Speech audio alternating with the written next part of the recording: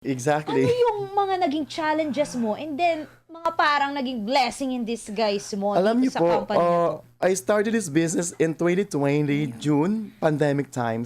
After ng grand opening ng office po namin, after 2 weeks, nagsarado yung border. Border ng Canada, lahat ng border kasi sa pandemic. So inisip ko, paano to na ready na yung office, kompleto na lahat, may system na kami.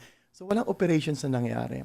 Pero sabi ko, um, ginawa ko to, paninindigan ko, and I know God will never leave me sa mga plano ko. Kasi yung nangyari sa buhay ko at yung ginawa kong negosyong ito, lahat talaga sinik ko sa Panginoon kung talagang kalooban niya.